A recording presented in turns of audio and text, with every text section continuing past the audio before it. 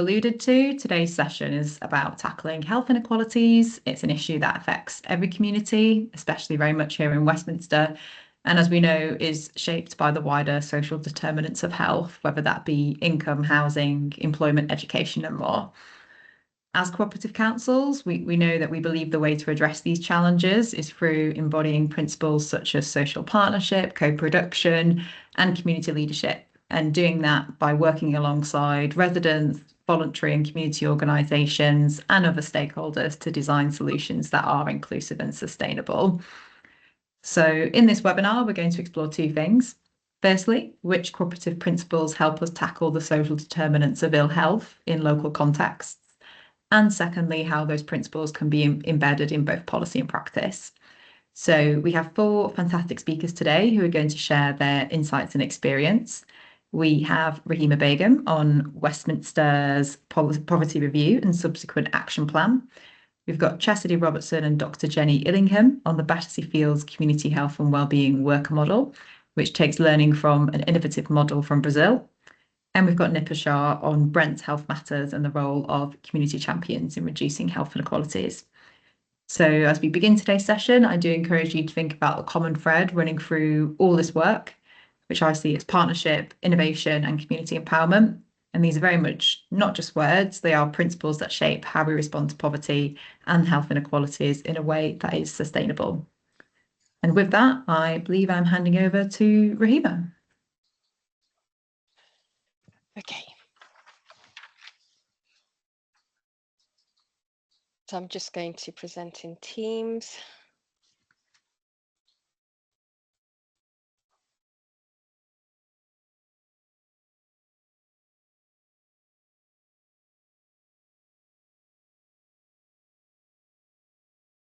Let me know if you can see the presentation.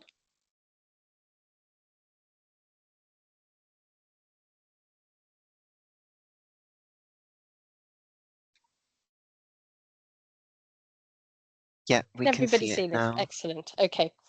So just to recap, my name is Rahima Begum. I work in the corporate policy team at Westminster City Council, and I shall be talking to you about tackling health inequalities through an income lens.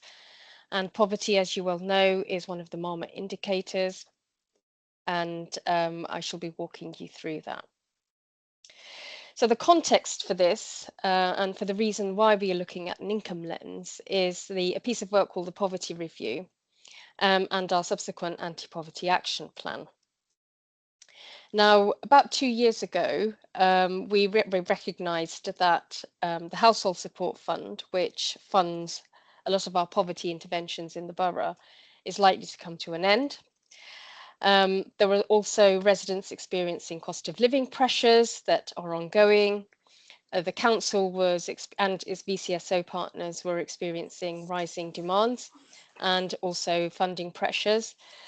And the council also had a commitment to deliver an anti-poverty strategy, which was a key priority for the council's Fairer Westminster strategy, or plan. So instead of sort of embarking on an anti-poverty strategy and kind of delivering a knee-jerk reaction, what we thought we'd do is undertake a review. And the review asked two questions. What are we doing currently to support residents experiencing poverty? And is our response optimal?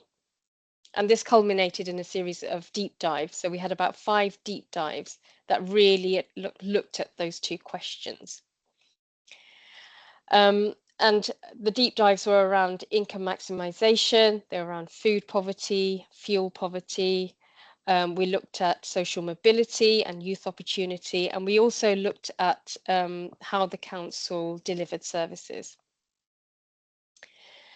This resulted, as I said before, in the Anti-Poverty Action Plan, but also 38 recommendations which sought to improve our current offer and prevent poor future outcomes. And that prevention approach was really, really important because of the rising demand for services. And we talked to and engaged with residents, so engagement was really extensive. We didn't do it in a short window of time. We spread this out over a period of 18 months. We looked at lived experiences, particularly for people who are experiencing poverty, but also not just poverty, but other poor outcomes.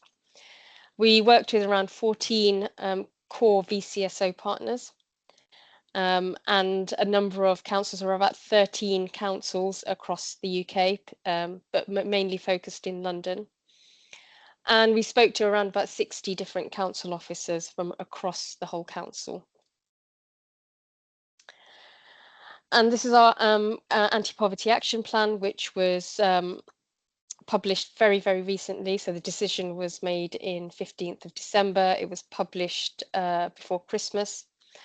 It's a 5-point plan. So there are 5 core priorities around improving income security and financial resilience, addressing the health inequalities linked to poverty by focusing on food insecurity, fuel insecurity, and mental health.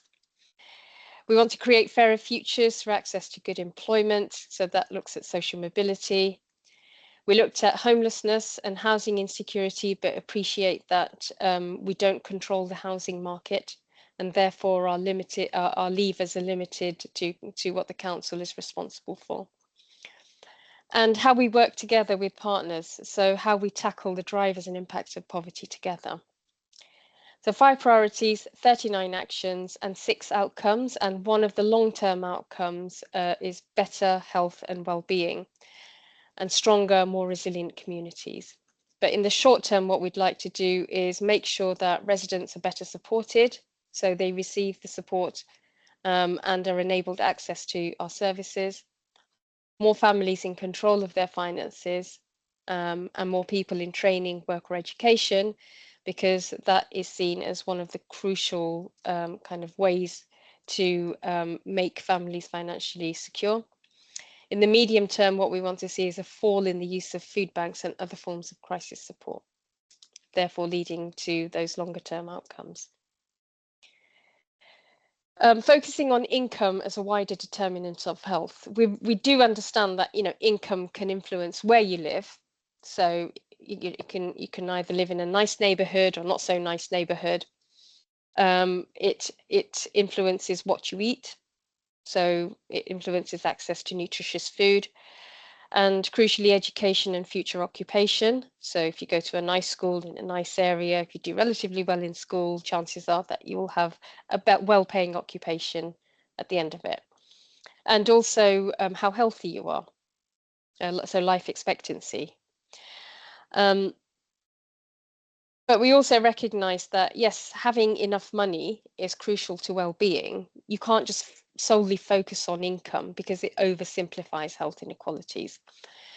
And a good example of this, even rich people can experience stress and poor health if they feel that they don't have enough money, they're financially insecure or burdened by debt. So everything is relative.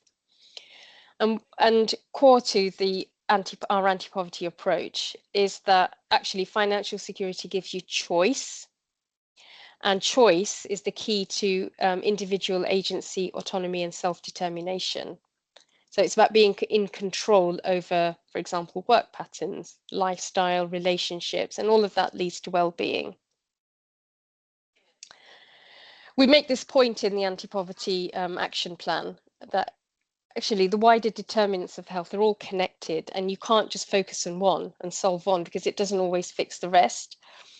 So income cuts across all the other determinants, and it's really important to have a systemic approach to good outcomes. So the poverty review deep dives, it looked at the other wider determinants. So it looked at income, health, it looked at employment and education. And what we try to have is a very systemic response.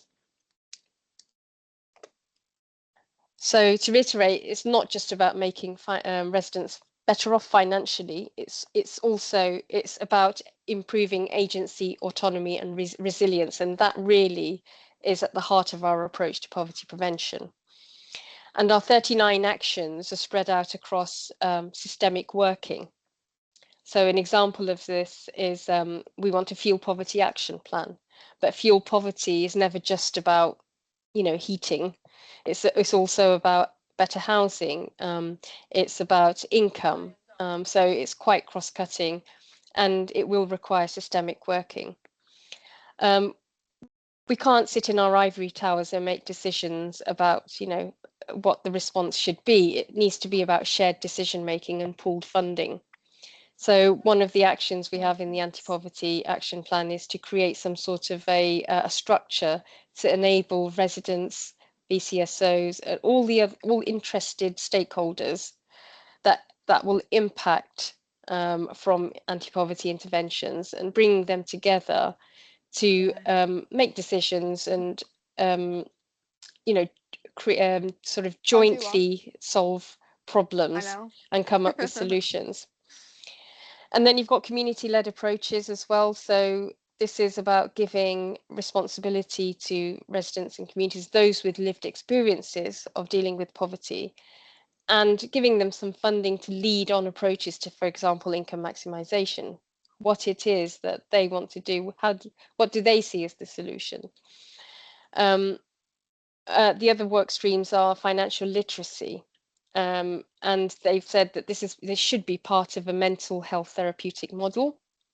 And therefore, not all community organisations feel comfortable about approaching mainstream services. So it was really important to let them lead on this work stream.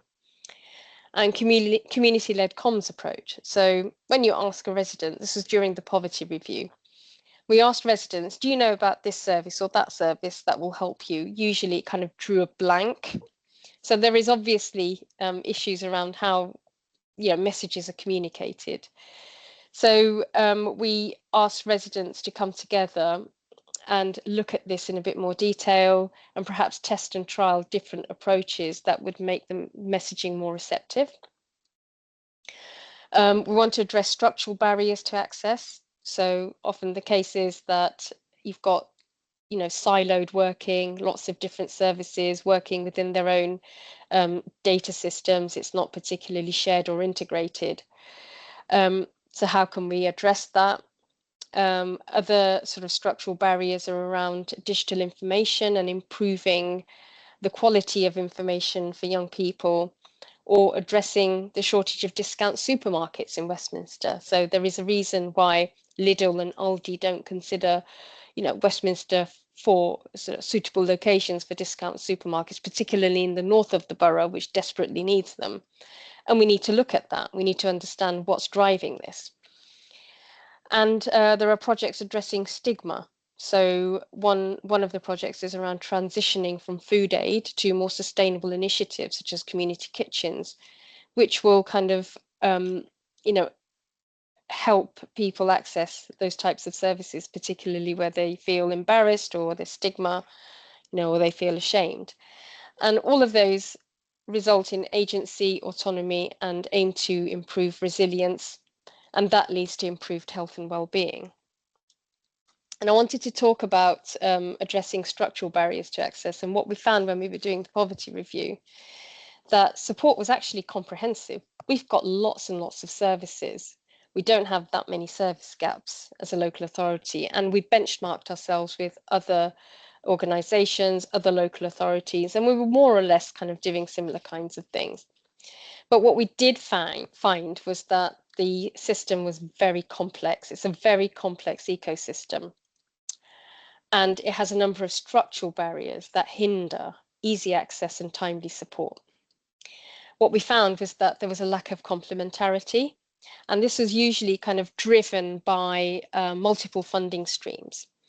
And VCSOs often have competing priorities as well. There was limited awareness of what services were available. So you'd find, even council services going off into the ether and designing an intervention, and unintended duplication occurs simply because there was a lack of awareness and communication.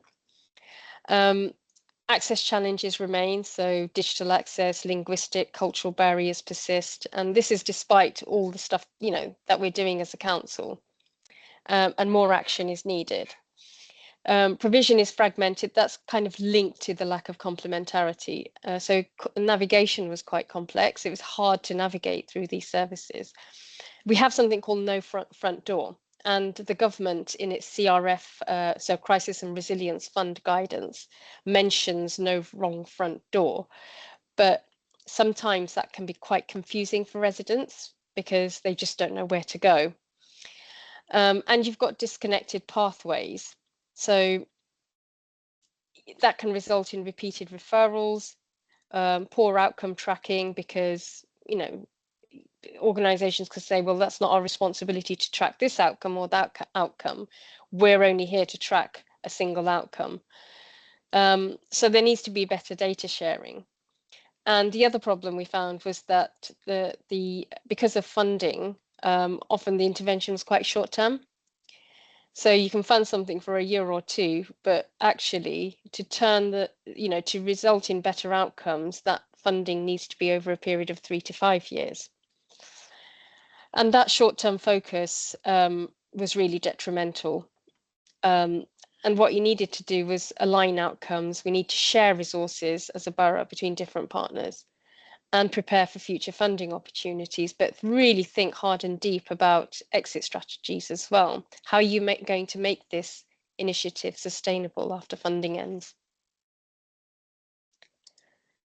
And that's our anti-poverty ecosystem. As you can see, it's really complex. There are lots of different services, lots of different organizations involved. So over here at the bottom, you've got health and well-being, mental health, early intervention. You've got children's services here. You've got they're linked to the VCSO sector. You've got adult social care, you've got communities and environment, you've got housing, you've got economy, and they're all linked. So the dotted lines show lines of communication, the blocked lines are lines of referrals. So it's very, very complex. And if you put a resident at the heart of this and ask them to navigate their way through this maze, they're going to find it very difficult. This is based on lived experiences and sort of responses from residents when we've engaged with them. So this is just an example of our structural barriers. So you've got a person called Monica. That's a made-up name, by the way, but her experiences are real. So she's in debt, behind on rent, and she starts to ignore letters because it's quite scary. She's stressed and depressed, and she's got children, by the way. So you can imagine the implications are quite deep. So a friend encourages her, well, why don't you go to the council? Go to the council website. They might be able to help. So she goes to the council website, and it's hard to navigate. Now, Monica's not digitally excluded. It's just that the website is not user-friendly. So she said, well, this is an actual sort of lived experience. I started looking on our website, but had to give up. So where else can you go? She goes to the local library. And by the way, we now have community hubs, I ought to mention this, that have been set up to prevent this from happening. So you can go to a community hub and get access to multiple services. So she goes to the local library. But she doesn't know what services are available. It's a confusing landscape. There's lots of services she can go to. And she asks the librarian, this is my problem, where should I go? So the librarian says, actually, we have a digital ambassador. They can help you to navigate our website. Or you can go to the switchboard. So she decides, actually, can you call the switchboard for me? She calls the council switchboard. The person at the other end says, okay, you can go to our cost of living website. You can get help and support there. So the digital ambassador says, I'll help you, Monica. I'll help you access the cost of living site. We can set up an appointment with the Citizens Advice Bureau, which is our income maximisation service. So goes to Citizens Advice Bureau. She visits the Citizens Advice Bureau, makes an appointment. She sees two people. She sees an income officer and she sees a mind professional. And this is what I mean to say that our support services are quite comprehensive, and support is available at each step of Monica's journey. but one service cannot deal with all of Monica's issues at once. And what residents have said is they want someone to deal with their problem in one go. They don't want to have to keep coming back, and they don't want to keep seeing multiple people. But she also sees a community hubs navigator because she's got other issues as well. She's got children.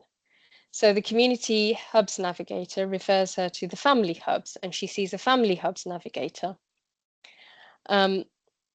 So what this results in is Monica having to explain her problem multiple times to multiple professionals.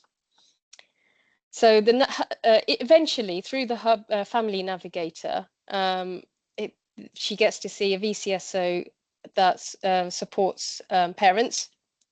So VCSO organisation that has specific support for parents. They refer her onto an income support officer. The income support officer refers her to a national debt charity, and Monica gets the support that she needs. So what I'm trying to say is that provision is quite fragmented. There is no wrong front door. She can go and see lots of different people, through lots of different avenues, but it doesn't mean that she gets support in a timely way. So the focus of the Anti-Poverty Action Plan is to enable autonomy in agency by making it easier to access services and get help. And the aim is to reduce the volume of secondary contacts, and that will require a systemic approach to individual problem resolution. And as I mentioned, we do have community hubs. We've got co-location of services that helps geographic access. But I suppose the next challenge is, how do you integrate all of those CRM systems from different services that enable services to work together seamlessly and spot problems before they occur?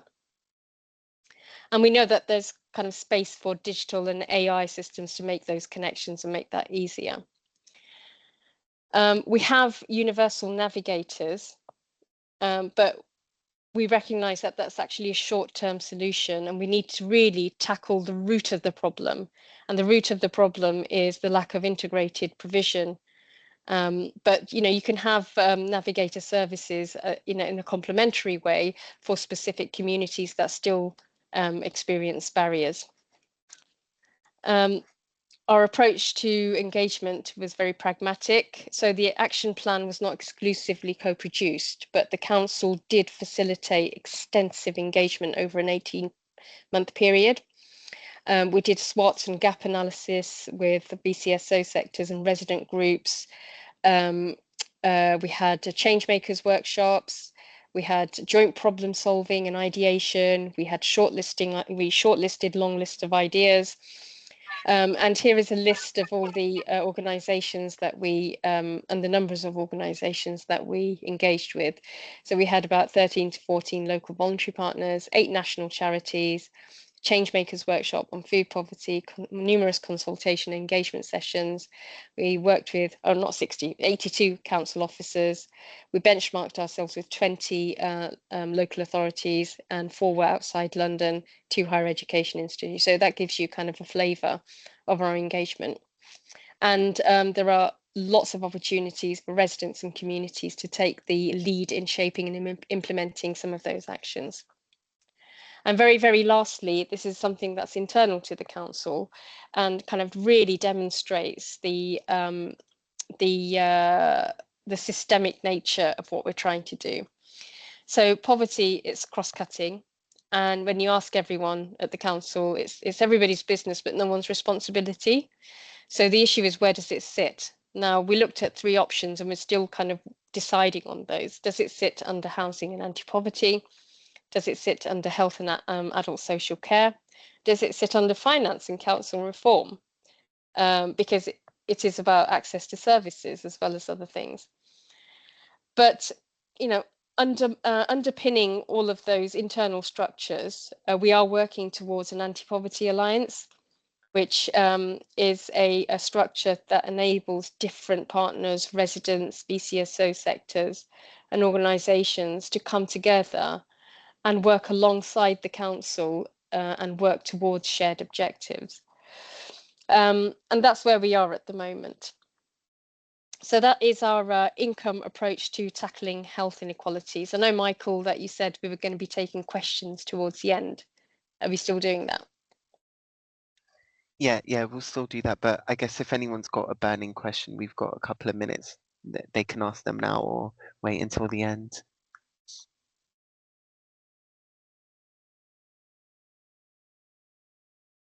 No? Okay, I guess we'll wait until the end. Thank you very much, Rahima.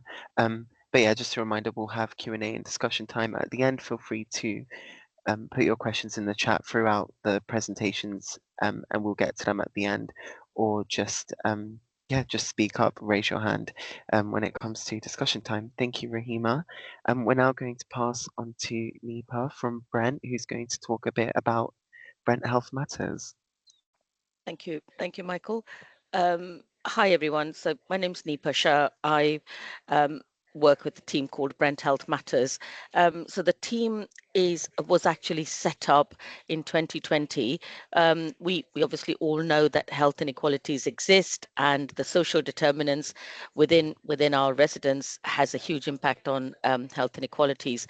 But COVID for us shone a huge spotlight on the health inequalities that existed in Brent, and we sort of recognize that it's very often the services that we offer that make it really difficult for some of our residents to access our services.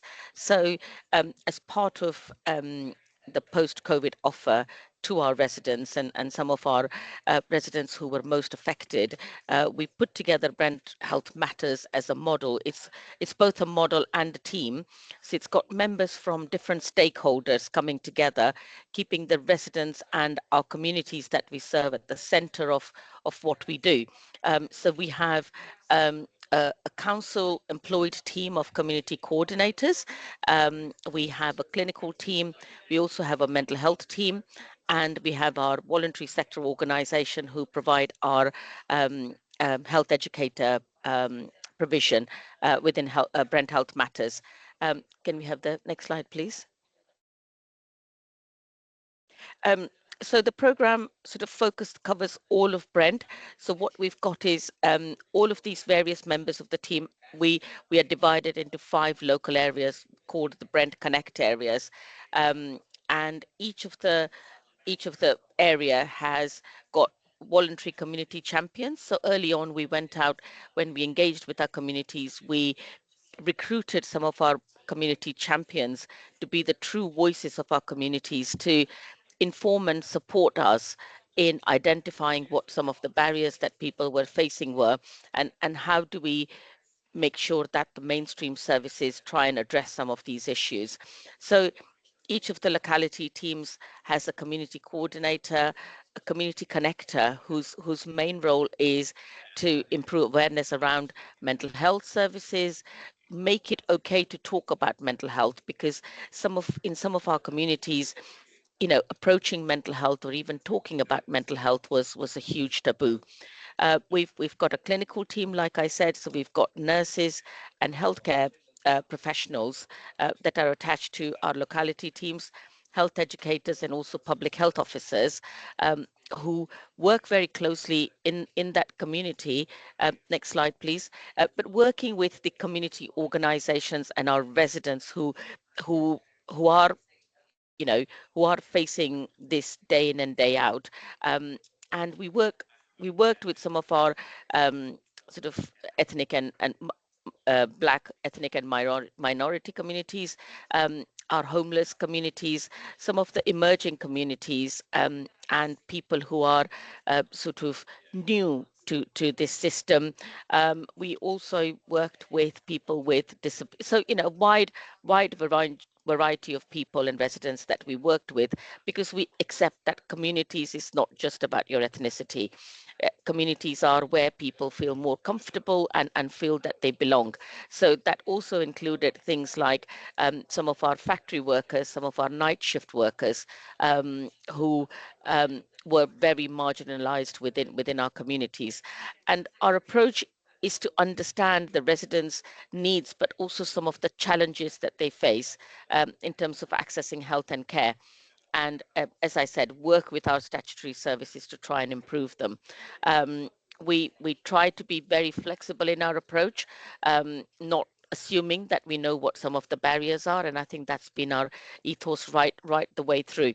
And in terms of looking at how we are monitoring our progress, we've used the ladder of participation in terms of how we connect with some of the community organizations that we deal with. Next slide, please. So to date, we've tried to, as I said, tried to maintain these community contacts.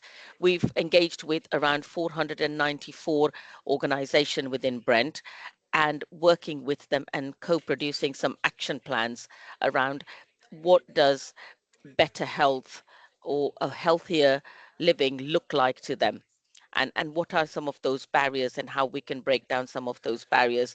So we've built that relationship gradually, and the aim is to move some of the organizations from sort of start it on the ladder of participation, sort of from informing all the way to empowering, so that we are empowering our communities, we're empowering our residents to find a solution by themselves, but obviously supported by us. And how can they make an impact in terms of changing some of the ways that our residents access health and social care? Because as I think Rahima was saying, it is quite a complex system, although all of the councils are working on a no wrong door policy.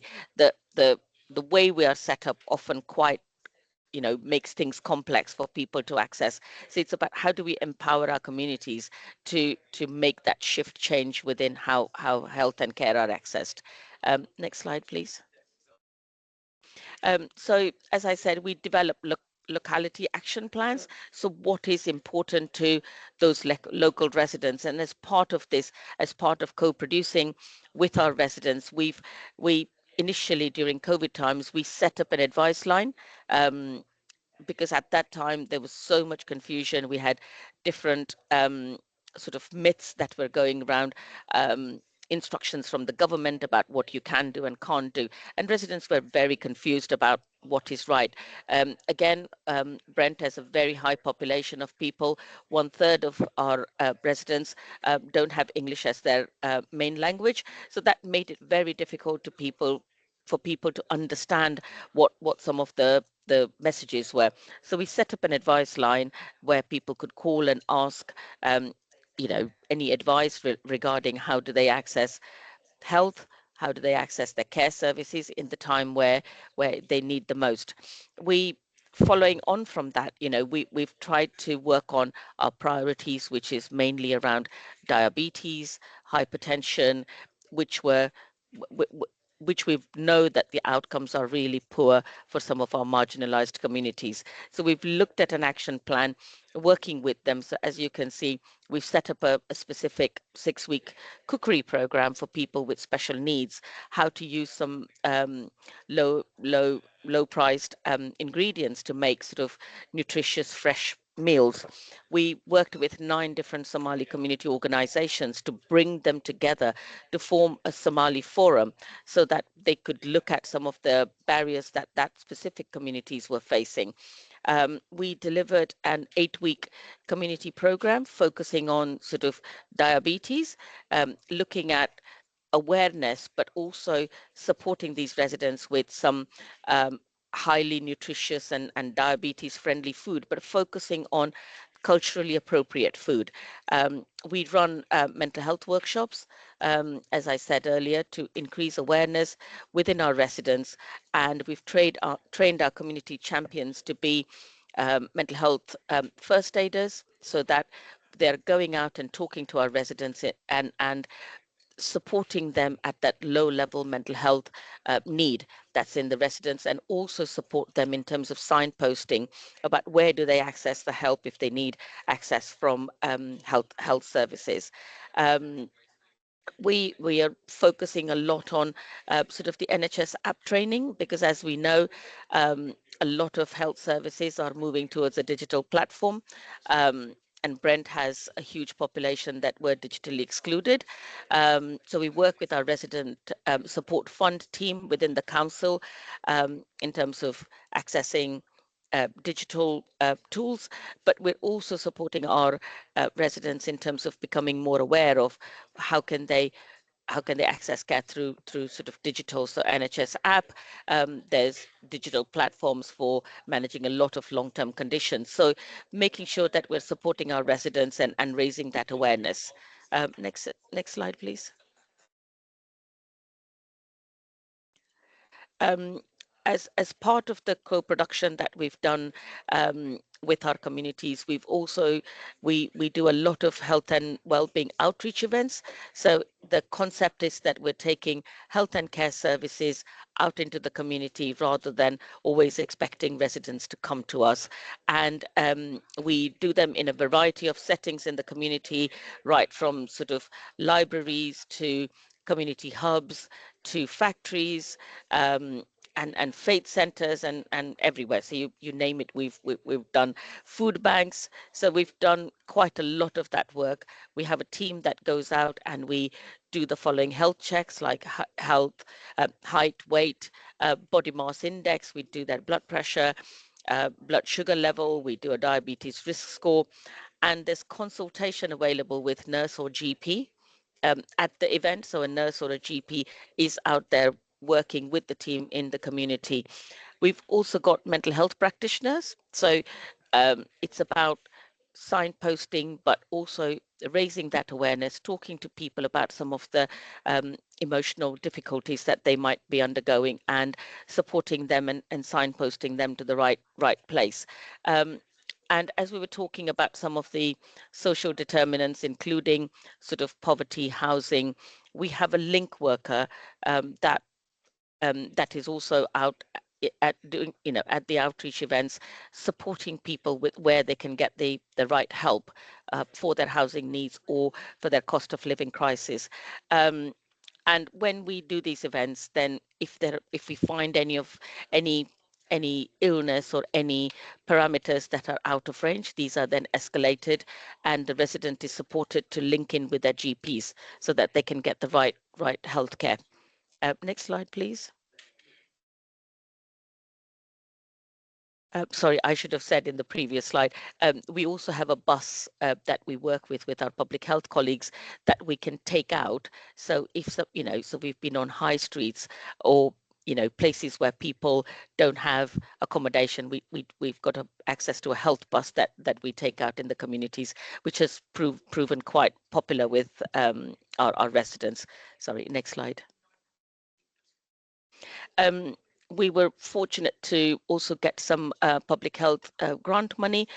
So what we've done is we have given out this grant to some of our community organizations, trying to empower them to run their own health and well-being activities, because each community know what their resident needs, and rather than sort of saying we will run this physical activity, or we'll do this specific mental health awareness way, we are empowering our community. So we're giving funding in terms of grants to these community organizations to co-produce that with their own residents and run their own health and well-being events. And that's included physical activity, sort of mental health support, but also digital upskilling as well. So a lot of a variety of different things, targeting not just adults but also our children and young people in terms of what the resident needs and information and health awareness. So just to say, we've been doing that for the last 3 years, and last year we supported 43 organizations in Brent, and we're again in for 25-26, we're just at the stage where we are evaluating. We have had applications from over 100 organizations for this grant money. So that's one way of making sure that we empower our communities. Next slide, please. So I think I just wanted to highlight sort of some of the learnings that we've had in our journey in the last 5 years. I think the biggest thing that we've learned is we need to be genuinely open to listening what our residents and our communities are saying, building that trust. I think COVID, what was, was really eroded some of the trust that the council and health services had with our communities. And it's just about going back to those communities and genuinely listening about their concerns without any preconceived ideas of what the solution is. I think communities very often have those solutions, but I think as health and care services, we're not flexible enough to be able to support our residents. So genuine listening and building that trust again in our communities. Maintaining those connections in our communities and having trusted voices in our communities, but also trusted voices that the residents will listen to. And it's not your nurse or your GP. It's quite often a youth leader or quite often a faith leader that the communities trust and will listen to. So building those connections and having those trusted voices in the community. You know, making sure that when we have our community workers and our community champions who we've recruited from our communities, that we give them appropriate training. So our community champions are trained in a variety of different things, like I said, mental health first aid training, healthy living advice, so that when they are talking to the residents, they are acting as ambassadors for improvement in health and well-being of these residents. You know, look at how some of our communities have poorer outcomes. So we know, for example, that some of our Black community within Brent had poorer outcomes with their blood pressure. So we looked at how we can focus our priorities on that, and worked with some of the organizations and looked at an alternative way of messaging, of sending those health awareness messages. And again, like I said, it's about listening, so maintaining that feedback loop, and also evaluating ourselves. So looking at what we've done so far, what has worked, what has not worked, but being flexible, working with our communities to say, obviously, this approach won't work with this community. So how can we do things differently? I think that's all I wanted to say. And again, like, I'm very happy to answer any questions, but we can also wait till the end. Thank you, Nipa, for that presentation. That was really great and interesting. We've got a couple of minutes left anyway of your speaking time. So someone's just popped a question in the chat. So maybe we can go to that first, and then we can go to our next speakers. So Laura said, individual family carers are often marginalised and not identified by systems. What have either projects done to address the barriers to their support and voice? So I guess this is actually either for Nipa or Rahima, if any of you have any thoughts on that. So I think one of the things that we've done is raising that awareness of what a carer is, because quite often, people don't recognize themselves as carers. So working with our communities when we go out, our council has got sort of a carer strategy. So making sure that we are going out, but not just talking about carer strategy, because that sometimes is quite sort of council terminology in terms of strategy, but also talking about what does it, what defines a carer. And quite often people don't recognize themselves as carers, but raising that awareness, and making sure that we support them in registering themselves as carers. And one of the things that we found is really helpful is making sure we simplify the offer, to when we go out into the communities, to say, if you register as a carer, then you would be able to access some of these things that the council and our GPs are offering for carers. So I fully agree. There are loads of people that don't access the support that's available for carers, but I think it's mainly around raising that awareness of people recognizing themselves as carers. So we've done some work, but we've also got a team that works in the council that's looking at sort of carers support specifically. I hope that answers your question, Laura. Thank you, Nipa. Yeah, I hope that answers your question, Laura. And obviously, if you've got any more, we'll have Q&A and discussion time just after our next speakers. So I'm now going to hand over to Chastity and Dr. Jenny from Battersea Community Health and Wellbeing Workers. Sorry, from Battersea Fields Practice from the Community Health and Wellbeing Worker Project. Thanks very much. Can I share my slides? Is that all right? Yeah, of course. Great. Go Just ahead. give me a second to do that. So thanks very much, everybody. Thank you for inviting us. We recognise that we are south of the river, so we're always grateful to be included in a north of the river issue. Can you see my slides? I'm going to kick off and They're Chastity's just going. loading up, There we go. I think. Yeah. So I'm going to kick off and then Chastity will come and tell us a little bit more about what life is working day by day as a community health and wellbeing worker. And it's really interesting to hear what Rahima was saying. We all know a Monica, don't we? We all know somebody who is really struggling to navigate the complexity of trying to get benefits or to work through the social care system. And we also know about the complexity of the number of organisations within the community that Nipa was talking about. So I hope that we're going to give a little bit of insight into what we've been doing in Battersea over the last couple of years that helps to bring both of those problems together. I've been a GP. Jenny, sorry Yes. to interrupt you. We can't see your slides. I've got access to them. Would you? Yeah, maybe. It Prefer looks if as I though it's share sharing. them? Yeah, sure. Sorry. Yeah, no, that's okay. Are you Thank able you. to see the slides? Yeah, thank you. Yeah, no worries. Sorry to interrupt. No problem at all. So I'm Jenny Ellingham. I have been a GP working on the North Battersea estates over the past 27 years, and Chastity and Matty are our two community health and wellbeing workers. And just to say, these are different. We're going to talk a little bit about what they are. These are not community health champions. They're quite different to what I think Nipa was talking about. So I just wanted to make that clear. Next slide, please. Thank you. So this is the model, the community health and wellbeing worker model has come out of Brazil. We call them Chewies. So if you don't mind, I'm going to call us Chewies because it's much easier to say that.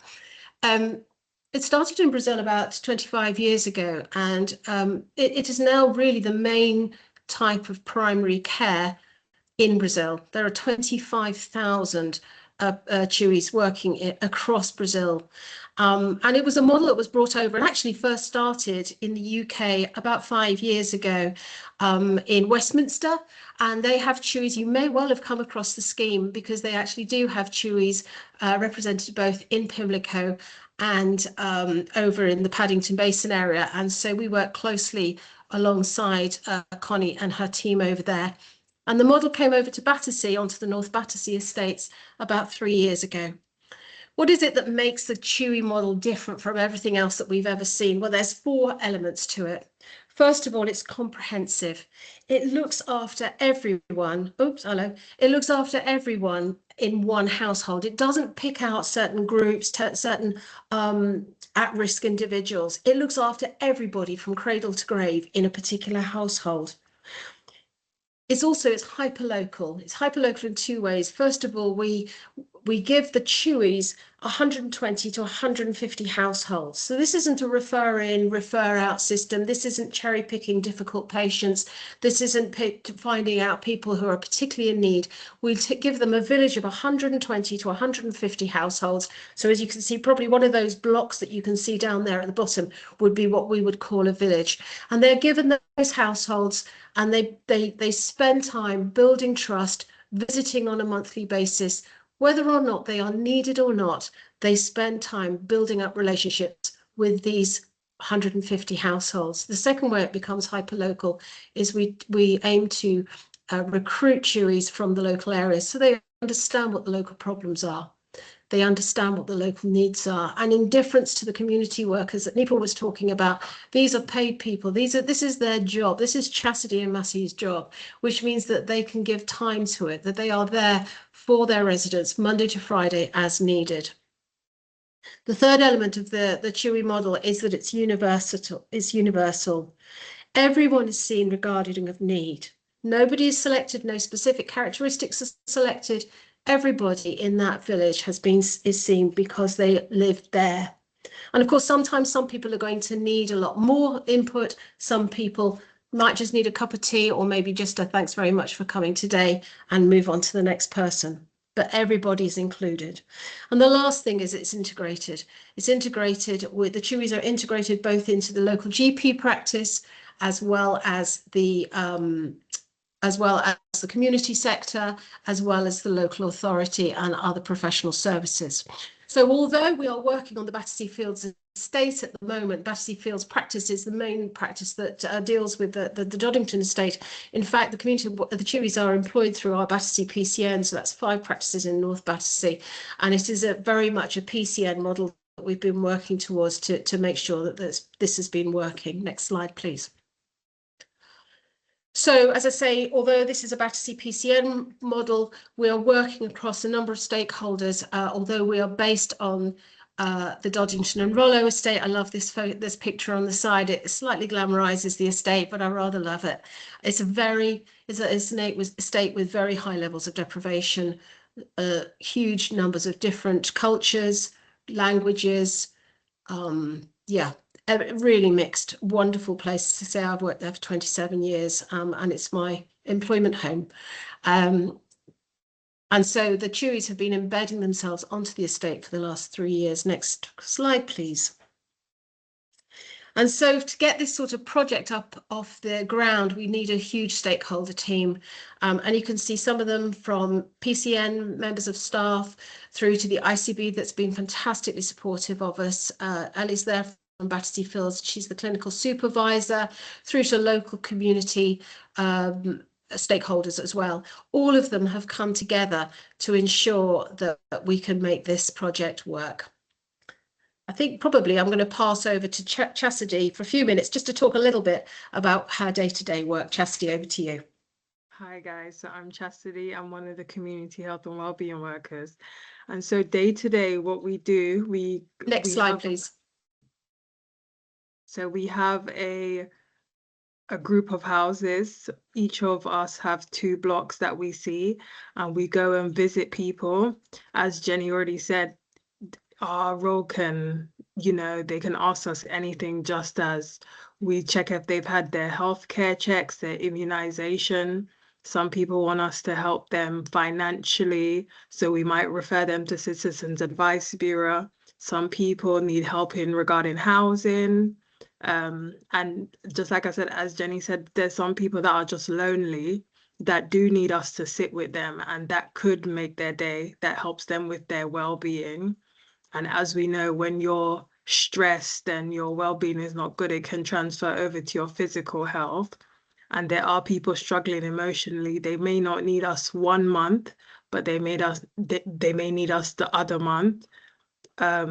We do activities such as we do a well-being breakfast every month, where we have different topics that we do every month. Our topics can range from pain management to cancer support to diabetes checks. So it's just a broad range. We go in and we go to these people's houses, and we just turn up to their door and ask them, what do you need us to do today, And we've referred people to places like Nuffield Joint Pain Program, domestic violence charities, and just loads of stuff. Help the elderly fill out the new triage forms that the GP has put in place, because some of them don't know how to access GP services because they don't know how to use their phone properly. So we do a broad range of stuff. I believe it was one of the key speakers that says they don't like to go to different places to access everything, and we do everything for them. We help them fill out PIP forms. We take monthly walks with them. We have a drop-in session every Thursday, where they can just come and have general chit chat with us, tell us what's going on in their lives, or we can help them access getting back into work and different stuff like that. So yeah. Thank you. So as you can see, the Chewies are helping people navigate an incredibly complex system and actually becoming trusted contacts that they can signpost as well across a variety of services. Next slide, please. So far, in the first 18 months, this is the evaluation that we've had. We increased our numbers to about 200 households. We're still very small in comparison to the Westminster project. We are really relatively small, and we'll come to that in a minute. But we are now contacting with 700 eligible residents across about 200 households. In the first 18 months, the Chewies knocked on doors 1,220 times and over 1,000 meaningful contacts, which means it's more than just knocking on the door and just saying hello. They were able to actually have a meaningful exchange with the resident and ensure that they were able to push things on. We know that at the present, we've got about 40% of our residents engaged. We know that, of course, as Chastity has just said, sometimes people don't need us, sometimes people do. And so that number does fluctuate. But what we can see and what Westminster and the other 24, 25 projects around the country has shown is that with time and as that trust grows, people are much more likely to want to engage and spend time with the Chewies. We found that if somebody has a Chewie, they're much more likely to go for screening and they're much more likely to have flu, immunisation in the over 65 cohort, and we find that they're more likely to have an NHS health check. And that again is in agreement with what we've found at Westminster and across the other projects in the country. We're seeing very quickly that people are responding to the impact that the Chewies have and are taking a different view of these things, that these barriers to health in terms of early diagnosis, both from a cardiovascular and infectious disease and cancer point of view. And the Chewies in the first 18 months made 270 referrals themselves. And if we go on to the next slides, we can see what those referrals were made up of. So you can see they are actually managing to cross a number of different sectors. It's not just that they refer into primary care, but about a third is into primary care. So that includes stuff like screening, NHS health checks, immunisations. They help people register with a local GP so that they can get the care that they need. But also about a third of their referrals were directly into community services. So bypassing the need, sometimes as a GP, we feel that we have to be the front door for everything. And the Chewies are helping us bypass that front door that we need to be. And they're also, and as Chastity was saying, they help people with their benefits. They help people loads of housing, particularly at the beginning of the scheme. Oh my gosh, everybody had housing issues, didn't they? And so we can advocate on behalf of them.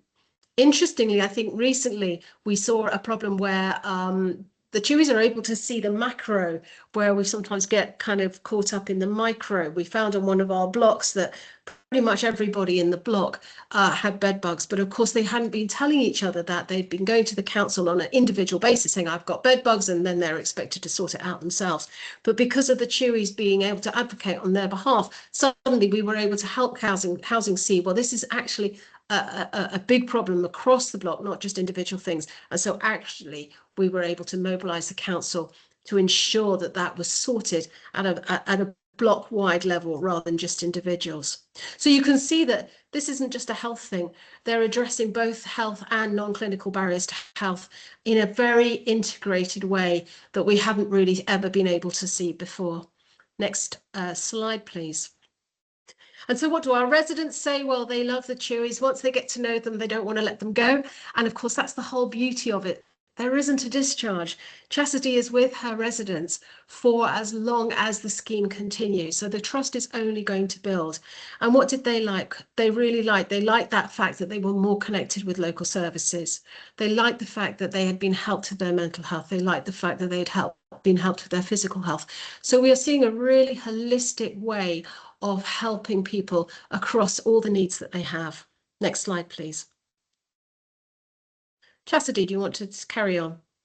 So we've had 18 breakfast events, which, as I said before, focus on different topics: pain management, bowel cancer, screening, healthcare, immunization. We normally ask our residents, what topic do you want to learn about, or what do you think that the community should know about? and then we base our breakfast off of that. I had some of the residents at the breakfast, they had a whole broad range of issues.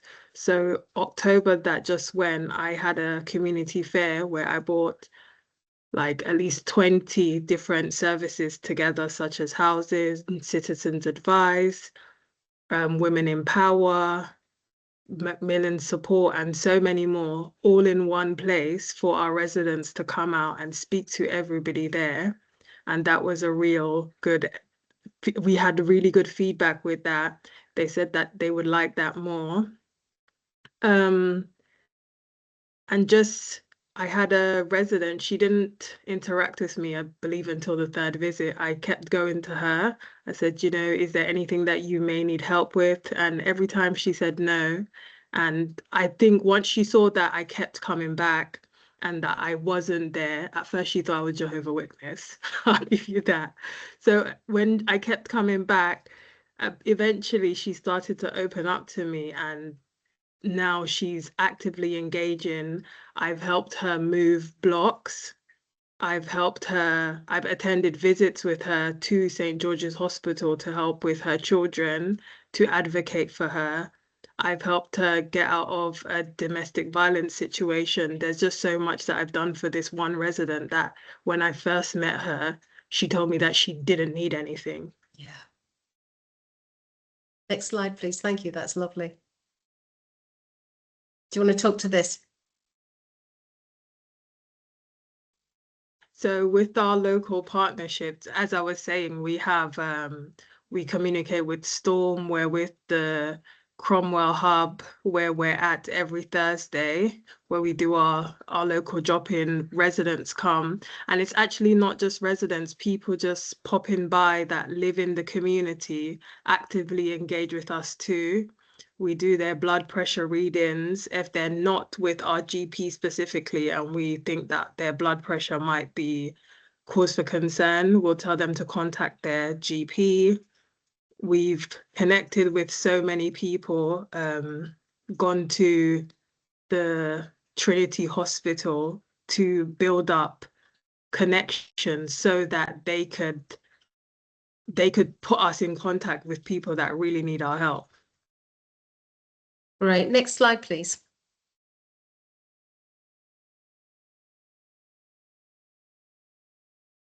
And again, I think this is showing again some of the events that you've put on. We were actually featured in the BBC One show back in September, which was very exciting. Just highlighting and showcasing what the project is all about. Next slide, please. And the residents' feedback. Chastity, just give us one or two very short stories like you just done, just literally one or two. I had a resident that she was living in a 1-bedroom with her 5 children, and she popped into our breakfast. This was in December, and she just asked me to help her contact the housing. And I said to her, do you know what, housing are at Cromwell Hub on a Tuesday. Let's go over and speak to them. This is something that she didn't even know that she could do. And we went over, spoke to them, and the following Tuesday, she sent me a voice note. She was crying, and she said that she was offered a 5-bedroom house. Wow. Yeah. Wow. Thank you. So you can see that, I mean, the level of what, yeah, absolutely, absolutely. The level of what they're able to do, the way that they are able to cut across all sorts of different services, all sorts of needs, that they are able to build trust, and so that people are able to actually expose very vulnerable parts of themselves and actually make a difference to individuals is just phenomenal. Next slide. Thank you, Chastity. So really, in summary, this is a community-based project. As I say, you may well know about the Westminster project again, which is significantly larger than us, but we are definitely working with them based on what they're doing as well. But it addresses local needs. It actually gets to where people need help. I think what's one of the things that we've come out is that this type of intervention seems to make changes to people quicker than anything else we've ever seen. We're now beginning with, even within a couple of years, the Westminster crew are now seeing reductions in people going to A&E, in people needing acute emergency admissions, because things like their mental health has been improved, because they have more autonomy and agency, because they are able to understand how to navigate the system better, because the damp in their housing is getting better. It means that actually across the board, their health is improving because their social determinants that impact their health are improving as well. And I think as well, interesting what we heard about employment, part of what Chastity and Matty are doing are also working with our local partnership to ensure that people are getting back into work again. It just addresses everything. Somebody said it's like addressing course 20 on steroids. It really makes a difference very quickly. Our data and our evaluation, we've talked briefly about it, but it is absolutely in line with what we're seeing from other projects. And as I say, those that are a little bit ahead of us see quite significant changes in very significant ways very, very quickly, which is great. And we've alluded to funding. I think the problem is certainly the health service is very tight for funding. And we are now looking, we're very grateful for the ICB. They have helped BAFSI PCN to get this off the board and has supported us the whole way through. But our chore now, our challenge now is to make sure that we get significant funding to grow this project and to embed it within not just our community on the Doddington, but for the core 20 patients and residents across the borough. Thank you very much. Again, if you've got particular questions for us now, or if you want to wait till later, that's fine. Thank you, Jenny and Chastity. That was yeah, a really great presentation. It was really nice to hear those stories as well, to kind of, you know, be able to put that you know, information into something real. That was very moving. Thank you. Yeah, so now we've got time for Q&A and discussion on any of the topics raised. Feel free to ask any questions that you have, or if you've got any personal reflections from your own local authorities or where you work, please feel free to share them. We did just get a question through in the chat, Jenny. I think you just touched on this, but in case there's anything else you can add to it, on how have the PCN and ICB supported this project, and is future funding dependent on uni evaluation? Yeah, really great question. Thanks, Laura. So the PCN, we have been the people that have put together the pilots. So we employ, so I now work as the clinical lead for this, and I work for the PCN, having stepped away from my practice. So we've been the people that have made it happen, but we agreed that Battersea Fields would largely host them, just because A, that was the practice I used to work at, and secondly, because that's where the patients were, right literally 10 yards from where the practice is. So that's why. So the PCN has been the driver for this. We initially got health inequalities funding from Wandsworth Council, South West London ICB, and then Wandsworth Place has been really supportive of us. And so the ICB so far has funded us fully for the project for the past few years, and we are working with them currently to ensure that we can try and keep funding as much as possible. I suspect there may be some collaboration with other stakeholders, but that's all up for grabs at the moment. I hope that the evaluation, so and you talked about the Roehampton Uni evaluation, I think that's been very important for people to understand more about the project, you know, more anyway, because I think it's quite an unusual project. People don't really understand why the QEs aren't social prescribers. Are they or aren't they? Are they care navigators? Are they community champions? This is a very, very, very different role. We haven't got anything like this at the moment, and they span so many different roles in themselves. That actually things like having the evaluation behind us from Roehampton University really has helped us spur people on to understand exactly what we're doing. Thank you, Jenny. Lucy, you have a question? I think Jenny sort of partly answered it about evaluation, but I was I'm based in Manchester, and we don't have this programme in Manchester. I just looked on a little map to see where they all are, and there isn't anywhere that near us that does this. But we do have an organisation called Winning Hearts and Minds in North Manchester that do, it's not exactly the same thing, but it sounds fairly similar. Yeah. And I was just thinking, some of the learning from what you're doing and from what other colleagues who are doing the same programme, it would be really useful to kind of connect and maybe hear a bit more about how it works there, because Manchester obviously is similar to London in that a project like this very urban, so a project like this would work. You know, there's lots of places with blocks of flats where it would be feasible for someone to have 100 to 120 households sort of thing. So I suppose, sorry, that's lots of thoughts, but just how can we learn more and maybe see how what you're doing can influence what we're doing? Yeah. Thank you. I think that's a really interesting point. I presented at a thing called the Trailblazer Conference up in Birmingham, and back in September about this. And I think that it is really patchy. I think Liverpool has had Chewies, but there's very little in the Midlands and North. I've heard about Hearts and Minds. I'm really happy to connect. The NAPC website, so that's the National Association of Primary Care, I'll put a link on it. They're kind of the umbrella organisation that's looking after us. So they're quite a useful group to connect with, but I'm really happy to put my email into the chat, and anyone can contact me if they want to. Does that answer your question? Yeah, thank you very much. That's really helpful. Thanks, Jenny. Thanks, Lucy. Nipa, you have your hand up. Yeah, sorry. Thanks, Jenny and Cassidy, for that presentation. We also looked at the Chewy model. We were working with the Westminster.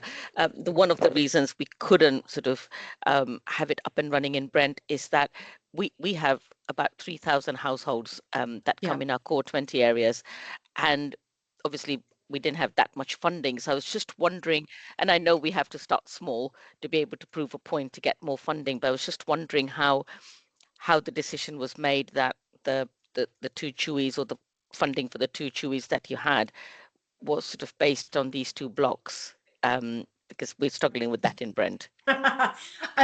So first of all, I wouldn't advocate starting with two Chewies.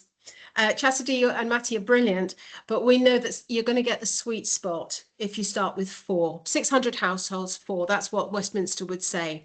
And I think part of that would be just the peer support, where we always recognise that it's quite a lonely job, and Matty and Chastity are fantastic at getting out there, being proactive, but actually I think to have a team around you where you are supporting each other, and that's the beauty of what we see in Cornwall, which is the biggest project with 60 Chewies across Cornwall, across 9 sites in Cornwall, and then the 2 sites across Westminster.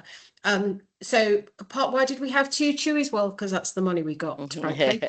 And then but we are always wanting to grow, because we know that we're slightly stuck, and that's the reality, isn't it? Why the Doddington? Well, we our first in health inequalities bid was based on a bid with one of our local VCSOs, and so they were based on the Doddington, which is why we said, well, this is, and we won the money for the Doddington, and Battersea Fields was on the Doddington, the practice I used to work at. So that kind of made sense. And I think somebody said, well, where should we start? And I looked out my window, saw Arthur Court, and said, well, we'll start there. And actually part of that was because I'm a pragmatist, but also because it was much more likely that most of the people living over 20 yards away in that block of flats were going to be registered with us, because we're so local. So that actually meant that and that's true. I think probably we've always got the best response out of that particular block, just because it's closest to the practice. So as a pragmatist, it's like, well, we know who's going, we know who are already there. We know there are known quantity. What I didn't want to do, particularly in the early days, was to send the Chewies off into a block of flats that we didn't really know very much about.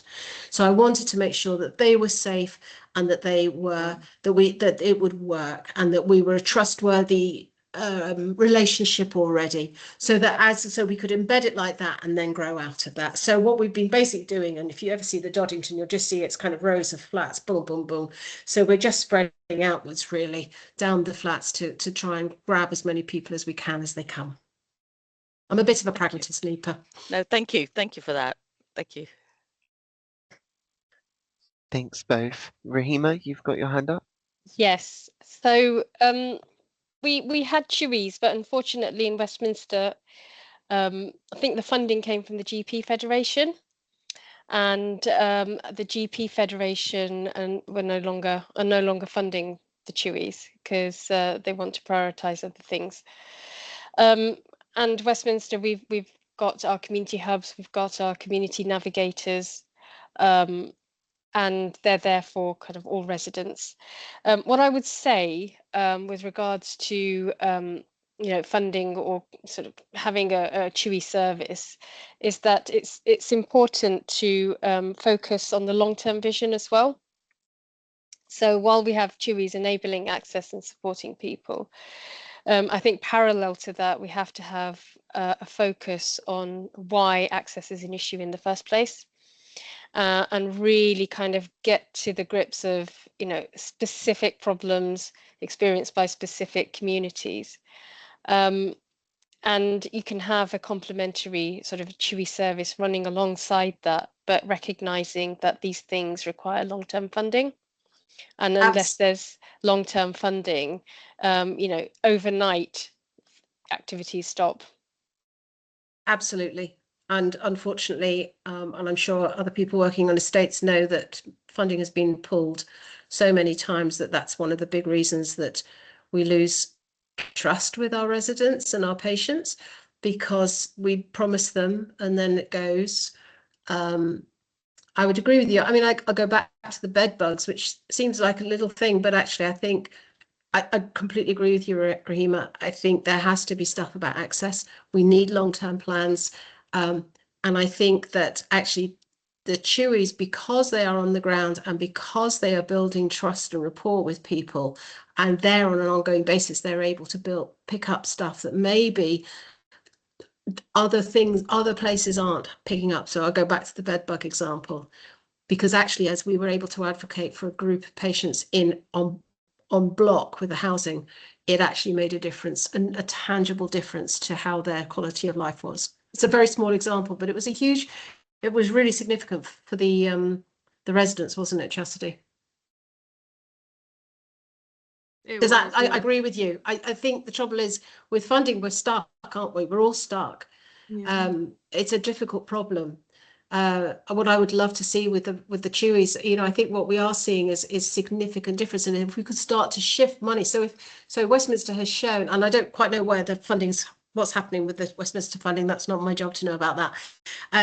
But what we've seen with Westminster is within 3 years they've had a reduction in A&E departments, 7% reduction in A&E attendances, 10% reduction in acute admissions. That's a huge amount of money that could be shifted away from secondary care, which just from a health perspective gobbles up all the money as secondary care, isn't it? 90% of the budget goes into secondary care, 10% goes into primary care. We do 90% of the work. There is a real mismatch in health between budget and quantity of work. And so if we can find something that shifts money away from the secondary care that gobbles it all up, right? I can understand why they do. It's an expensive part of the system. But if we can shift money away from that and into primary care, then hopefully we could start to tackle those long-term problems in a different way. And maybe that would work in other systems as well, as things are being shifted away from adult social care, say, and the community is being able to take on the stuff that maybe social care has been forced to take on. Do you know what I mean? If we found things that prevented early that we could then do, we might see a shift in the funding problems. I'm an optimist at the end of the day.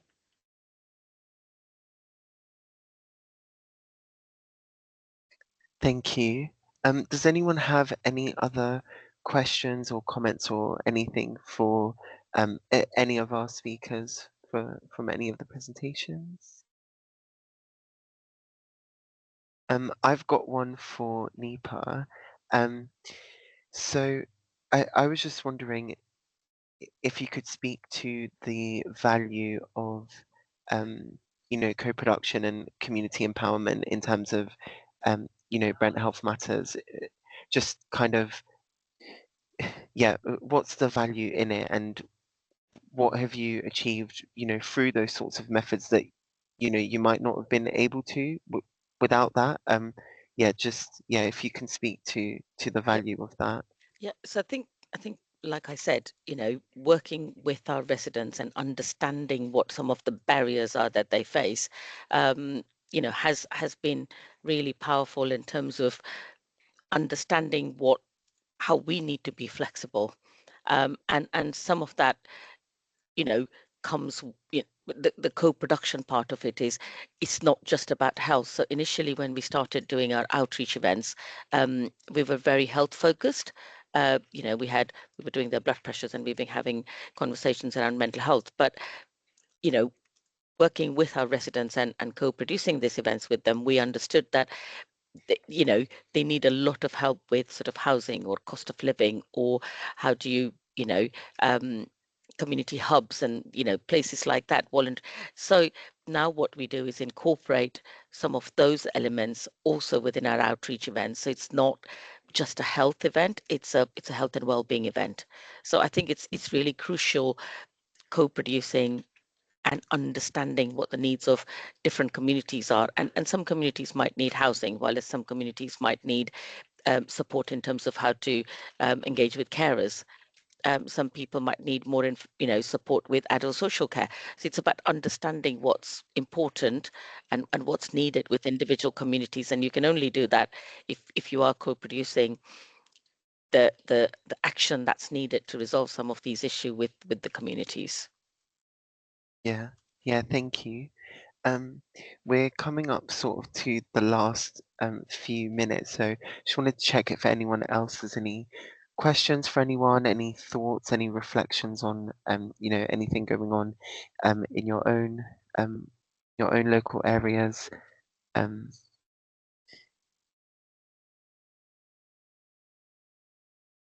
No, if not, then I guess we can close here. Obviously, I will be sharing the materials from this, so the slides and contact details as well, in case you want to connect and ask any questions. I hope yeah, that you found this useful, and obviously if you have any questions after this and want to be put in touch with people, then yeah, I will be sharing that information. Yeah, so I'll give you back just a few minutes of your day, and yeah, hope that's been useful Thank and you all. interesting. Thank you. Thank you. Bye-bye. Thank you. Bye. Thank you, everyone. Thank you very much for the opportunity, Michael. No worries, Jenny. Thank you.